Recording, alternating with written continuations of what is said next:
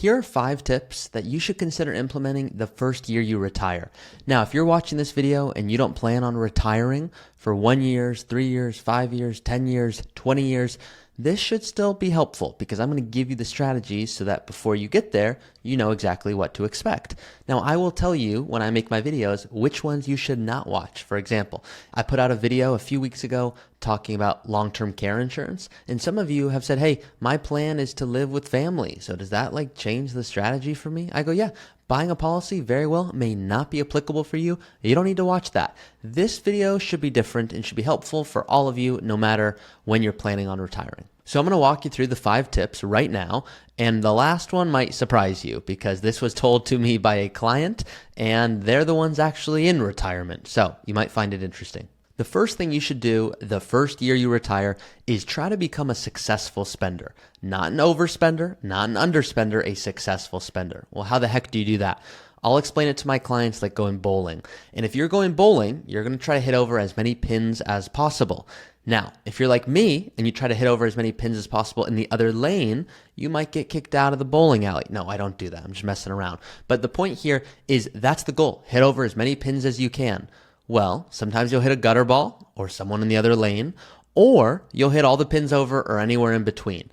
And that's like in retirement. You're spending your money and you're trying to invest to create as much income as possible, like hitting over as many pins as possible. But there's a cheat code when you go bowling, or there's a cheat code in retirement.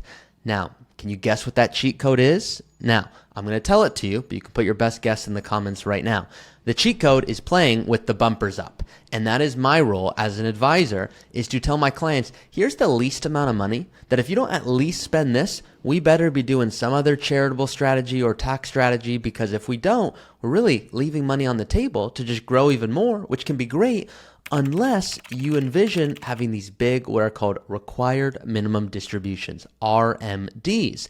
And so what we don't want to do is underspend in the years where we have our energy and our health, and then we're 80 with millions and millions of dollars going, hey, why didn't I spend a little bit more when I was in a fine spot to do so?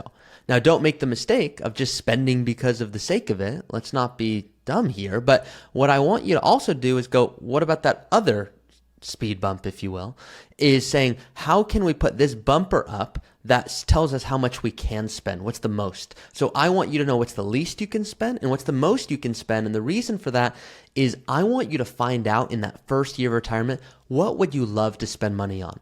I have clients that retire and are so excited to spend $30,000 a year on travel, and it turns out they want to spend $50,000. So that whole planning process that they talked about with myself and my team, yeah, it's helpful, but the reality is they're spending way more than they thought, $20,000 more every single year, and so they'll feel bad about themselves. But they don't need to feel bad. They should feel happy because they found out how much they'd love to spend, and sometimes that means cutting other costs. Sometimes it means investing differently.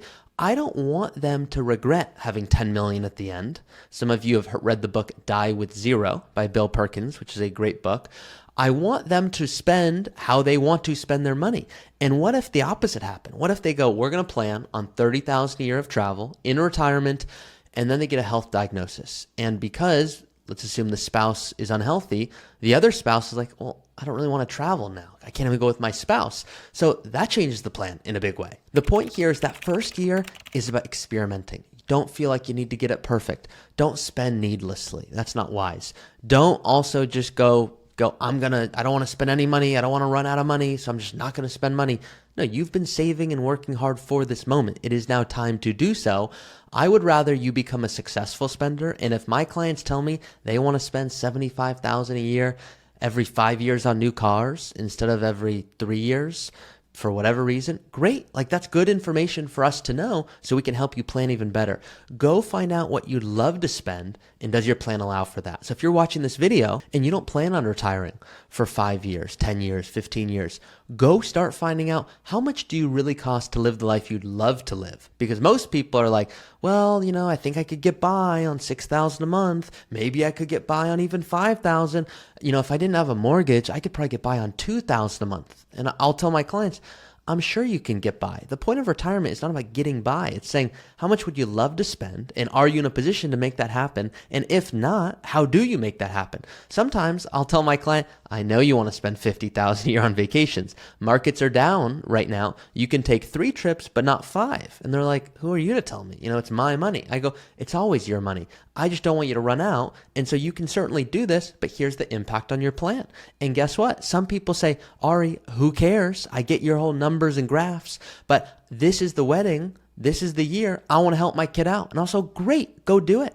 I just want you to know the impact. And they might go, oh, so if I take a trip this year and I help my kid with a wedding and I buy a new car, maybe next year I don't turn on Social Security early. Maybe I let that delay and get a little bigger. Maybe instead of doing that home remodel, we wait and do that another year, maybe the year we don't buy the new car. How do we strategize so you can do everything you want to do without running out of money? So that's a long, big tip number 1. Become a successful spender in that first year. Now I'm going to tell you the other tips right now. If you don't already know, my name is Ari Taublieb. I'm a financial planner, a certified financial planner, should I say.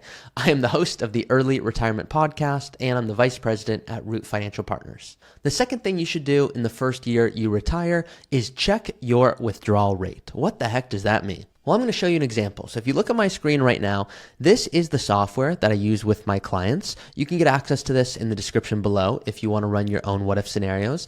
Now, this is a real person. I just changed their names. So you can see here, they have $2.6 million with a total net worth of 3.6, $1 million home with no mortgage, and then $2 million in a 401k, $300,000 in a Roth, which is another $345,000 in a brokerage account. Now, this is a single person who's 54 years old, doesn't hate what they do, but they want to retire at 56, ideally, and they want to spend $10,000 a month throughout retirement. So I said the second tip is understand and check your withdrawal rate. If this person said, I want to retire right now at 54, that's a little too early for my liking, because 9.3%, that's a really high withdrawal rate. That's a lot of money they'd have to take out of their portfolio. But if they were to not retire at 54 and retire at 56, well, they need to turn on income the following year at 57. Their withdrawal rate, you can see, would be about 5.1%. That's sustainable if you have a good strategy for 40 years of income. And I have another video where I talk about that in more detail. But you can see here, their withdrawal rate, meaning how much income they need, there are a few years here where it's higher than I would like. But what you get to do is you get to check your withdrawal rate. I was adding in a remodel for $40,000 a year. I was adding in healthcare costs. I was playing around with assumptions. What if they're going to physical therapy or getting massages every 2 weeks? Or what if they're traveling way more than they expected? Well, I want them to be able to plan and see what's their withdrawal rate and is it sustainable? Because 1 year, if you need to take out 6.6%, that shouldn't freak you out. That's just 1 year of you taking out income from your portfolio. But if that was every single year, that would be a problem. So you can see what happens is his actual rate is decreasing. This is a very healthy trend, meaning his withdrawal rate, he needs less money than the rate his portfolio is growing. Well, that's kind of crazy. Let me explain it a little differently. His money is growing faster than he can spend it. Now that one probably sounded like English to you. And that is my goal here, is for this stuff to resonate. So if you want to check your withdrawal rate, you can go through this Early Retirement Academy. You can play around with this software. You can see what you're on track for right now. The third thing you should do the first year you retire is sit down with your spouse, or technically with yourself, but with your spouse if you are married, and ask them, hey, what would you really love to do? Because no one has the exact retirement the same way. And when you're married to someone, you often feel like you're supposed to have the same retirement. And sometimes someone will say, I love traveling, and the other person will put up with it. Resentment builds, and it's really not them living their ideal retirement because they're a homebody. Or maybe they do want to travel, but just twice a year, not 15 times. So I had a couple that I spoke to, and they love traveling, but one of them just loved it a little less. They still wanted to be together, and they were nervous because they were like, retirement, we don't really know what we're going to do. And the truth is, they just had to have a nice long chat, maybe over some wine, and determine how do they really want to live their retirement. And what they decided was the spouse that loved traveling was going to continue traveling at their degree and was going to bring along a friend instead of their spouse for trips the spouse didn't want to be on, and happy days. And that was that. But too often, just not having that quick check-in really will make someone think, is my retirement, am I doing it on my own terms? This is common for people that have been the breadwinner and the spouse has been kind of at home managing the family and making sure everything happens the way it needs to be doing, arguably a much more difficult job, and they don't often feel as heard or as seen, and it's because their spouse is just managing the finances, so they don't feel that they actually get as much of a say, which is ridiculous. The fourth thing that you should do the first year you retire is understand tax strategy. This is what most people overlook. Most people go like this. This is so awesome. I worked for so many years. I made a healthy income. Now I'm retiring. My income's way lower. I could finally not pay that much in taxes. I mean, I've been paying so much in taxes my whole life. This is the best. You don't necessarily want to do that because you might have an opportunity to pay a little bit in taxes to avoid a lot of taxes in the future, and that's called a Roth conversion or tax gain harvesting. There's a lot of tax strategies out there. Understand the different options that are applicable to you because it might save you literally tens, if not hundreds of thousands, if not millions of dollars. Now, the fifth and final thing you should do when you retire in that first year is not just reflect, but go, what am I going to do that's going to give me purpose and fulfillment now that I'm not working? Because so many people retire, they go, this is awesome, finally relax, it's been a stressful job, and then they're looking around going, what about purpose? What about fulfillment? How am I going to live in a way that excites me? And sometimes travel is enough, but that's just the first year. Start thinking through, if possible, hey, what's going to really drive that purpose? Is it volunteering? Is it giving back to my community in another way? Is it getting a part-time job? Is it helping my children? What's going to bring purpose and fulfillment to this next 30 years? Because the saddest thing I see is when people just keep working because financially they know they're okay, but they're like, I don't know what else I'm going to do. And my friends are my coworkers, and yeah, I don't love what I do. And yeah, maybe I'm sitting all day and said I can't actually exercise, but I got to do something. And I don't know what else I would do. So hopefully you can start thinking through some of these things for yourself. Those are the 5 tips, 5 strategies, what you should do the first year you retire. Which one was the most helpful? Please let me know in the comments. Guys, I make these videos for you. I love getting to do this. This is fun. I want to make the best content that resonates with you. I'll see you guys next time.